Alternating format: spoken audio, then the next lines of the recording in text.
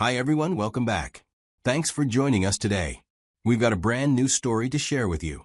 So let's begin. My name is Steven. One thing I've learned the hard way is that no matter how emotionally strong you think you are, nothing prepares you for walking in and seeing your partner in an intimate moment with someone else with your own eyes. That moment does something to your brain. That's exactly what happened to me. I came home earlier than usual one day, just wanting to surprise my wife. Instead, I walked into something I still wish I could unsee, and it broke something in me. But before I get into what I did after that, I think it's only fair to tell the full story. Let me take you back to the beginning, back when everything still looked like love. My wife, Cassandra, and I went to the same college. While our majors were completely different, we had a few shared classes here and there, mostly electives. I remember seeing her in lecture halls. But we weren't friends, so we never talked. She was just one of those people you recognize from a distance, part of your background in college, but never part of your circle. After graduation, life did what it always does. People scattered in different directions. Careers, cities, relationships, and life pulling everyone their own way. Years passed, and there was a mini reunion organized by some mutual friends. I showed up, and that's where I saw Cassandra again. This time, something was different. We ended up talking. That was the first time we had a real connection, getting to know each other for the first time. We stayed in touch after that day. Texts turned into calls. Calls turned into hours-long conversations. We got close. Over time, we started dating. And honestly, back then, it felt like everything aligned. Our differences somehow balanced out perfectly. It felt like we were kept apart back in college, just so we could meet at the right time in life. And then we got married. I used to look at her and think, yeah, this is it. This is the person I want beside me through everything. A few months into our marriage, Cassandra, my wife, sat me down and told me something I wasn't expecting. She was in serious debt. At first, I didn't even react. I was just stunned. My first thought was, wait, what? We'd been together for years before we got married, but never once did she mention that she was in debt. Not even a hint. No passing comment like, oh yeah, I've still got some student loans, or credit cards have been a pain. And I'm not saying I would have changed my mind about marrying her. Honestly, if she had told me while we were still dating, I would have still walked down that aisle with her, because I loved her. When I asked her why she never told me, she looked genuinely uncomfortable.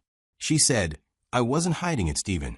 I've been paying it off since before we even started dating. I thought I could handle it on my own. I didn't want you to think less of me.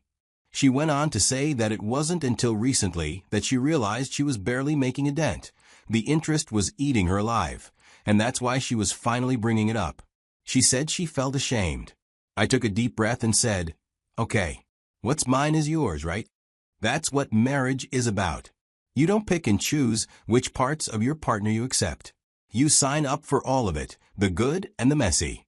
So, I offered to help pay it off. She looked relieved. She actually teared up and hugged me like I'd just rescued her from drowning. And honestly, I was happy to help. I figured we'd get through it together. I had no idea that this moment was the start of everything falling apart. But I'll get to that.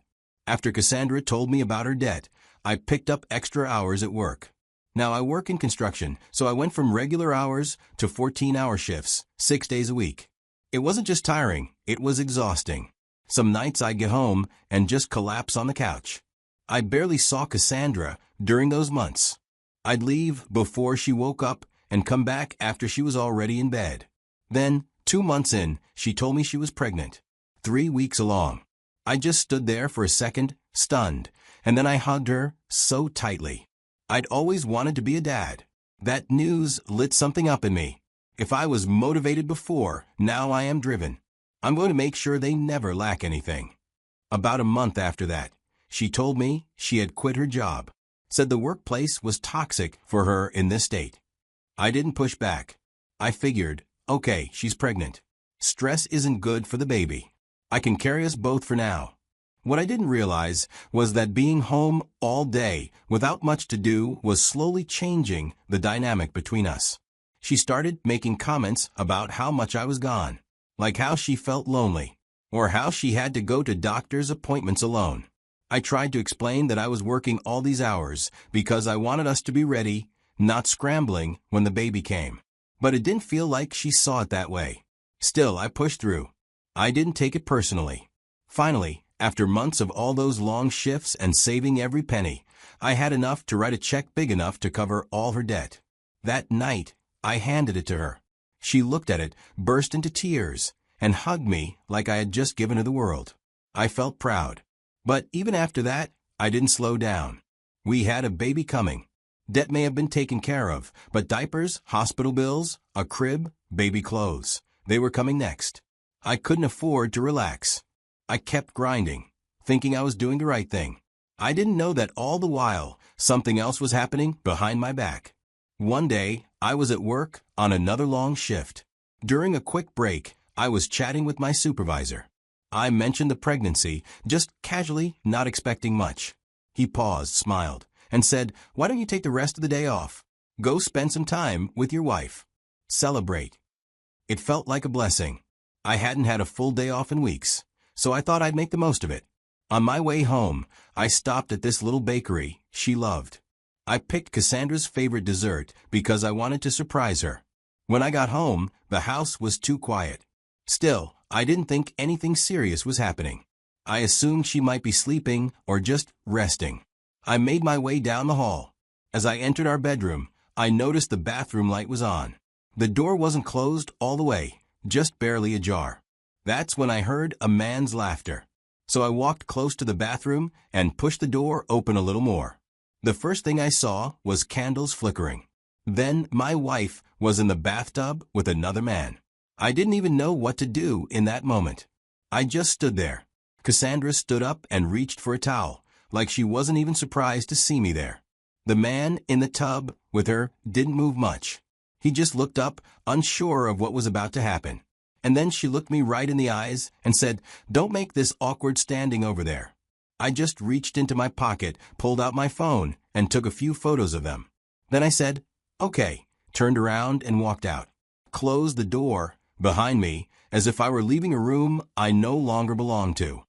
I walked out of the house and got into my car. I didn't start the engine. I just sat there, staring straight ahead. The dessert box was still on the passenger seat. Then, without a word, I reached over and tossed it into the back seat. 5 minutes passed. Maybe more. That's when I saw the guy walk out of the house. For a second, I'll be honest with you, the darkest thoughts crossed my mind. Rage. Fury. But I held myself. Eventually, I got out of the car and went back inside the house, but not to talk to her. I walked into the guest room, locked the door behind me, and sat down on the edge of the bed. A few minutes later, there was a soft knock at the door. I didn't move. Then my phone buzzed. A message from Cassandra. "We need to talk. Don't be immature." I turned off my phone without replying and sat there because I knew, deep in my gut, there was no coming back from this. After a while, I opened my laptop and checked my bank account, specifically to see if the check I'd written to pay off her debt had cleared. And by some twist of fate or blessing from above, it hadn't cleared yet. The next morning, I didn't even wait. First thing, I drove to the bank and requested a stop payment.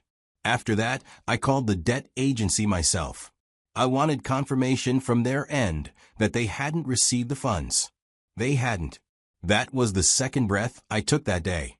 Still the same day, I made another stop at a law office. I spoke with a divorce attorney I had booked earlier that day. By the time I walked out of that building, I'd started the divorce process. Now, I don't know how she found out about the canceled payment days later. Maybe she tried to check the account. Maybe the debt agency notified her when the money didn't arrive. Either way, when she figured it out, she exploded, accusing me of being selfish, cold, and vindictive. She said the reason she was with another man was because I was distant. In her book, that was abandonment. And get this, she threatened to sue me for emotional damages. I didn't respond. Not one word. I let the silence do all the talking. A few days later, the divorce papers landed in her hands. She was furious that she took me to court herself. And there, she called me the worst thing that ever happened to her.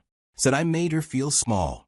said I was emotionally unavailable, told the court she wanted me to be ordered to pay off her student loans. The court listened, but her request was denied. But because she was pregnant, the court ordered a settlement for the divorce. She got a payout just enough to account for her condition and transition, but it was way less than what she had been asking for, and even less than what I had already planned to give before everything blew up. After the final judgment, she turned to me and said, as we walked out of the courtroom, "I'll drag you back here when the child is born." I didn't say anything back.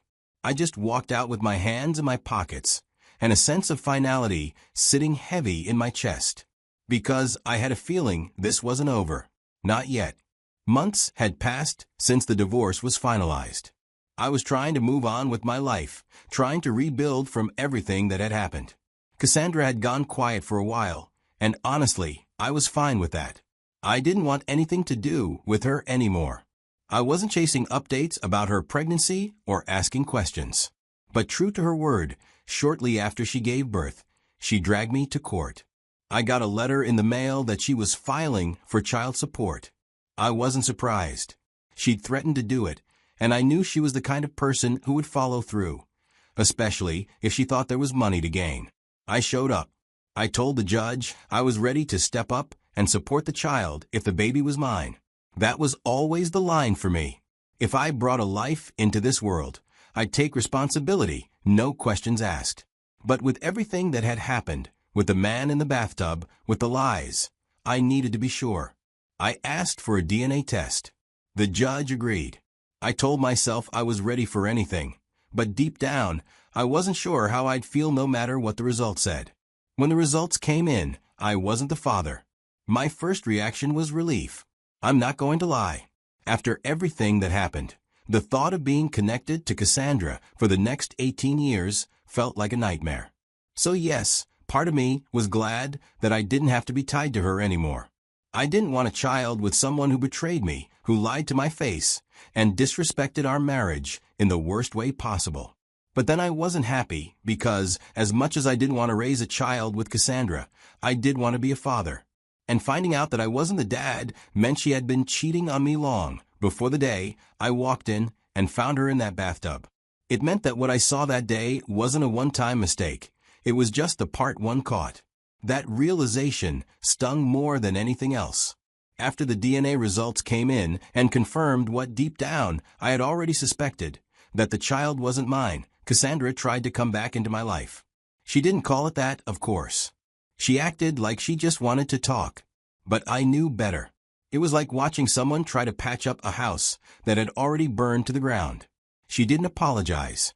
She just acted like maybe we could move forward now that everything was out in the open. But there was no we anymore. That version of us died in that bathroom the moment I opened the door and saw her with another man. I looked her in the eyes the last time we spoke and told her, calm and clear, I do not wish to have anything to do with you. There was nothing left between us. Not love. Not trust. Just distance. And I intended to keep it that way. As for where she ended up, I can't say for sure. And I'm not interested in tracking her down or asking mutual friends for updates. But people talk. And eventually, I heard that she took the real father of the child to court for child support. I don't know how that turned out, and honestly, I don't care. That's her mess to clean up now. I imagine it's not easy, being a single, unmarried mother trying to raise a child in a life built on lies and poor choices. But again, that's no longer my concern. I lost a lot walking away. Time, energy, money. The version of myself that believed love alone could fix anything. But I gained something too. I dodged a life sentence of emotional manipulation, betrayal, and confusion. I dodged being tied for the next 18 years to a child that wasn't mine, and to a woman I couldn't trust. In a strange way, I consider myself lucky. Lucky that I walked in that day. Luckily, the check hadn't cleared. I am happy that the truth came out before I got in too deep. Now let me ask you, what would you have done instead? Would you have reacted the same way, or handled it differently? Drop your thoughts in the comments. I'd love to hear how others would have navigated this kind of betrayal. Thanks for watching. Don't forget to like and share. See you in the next story.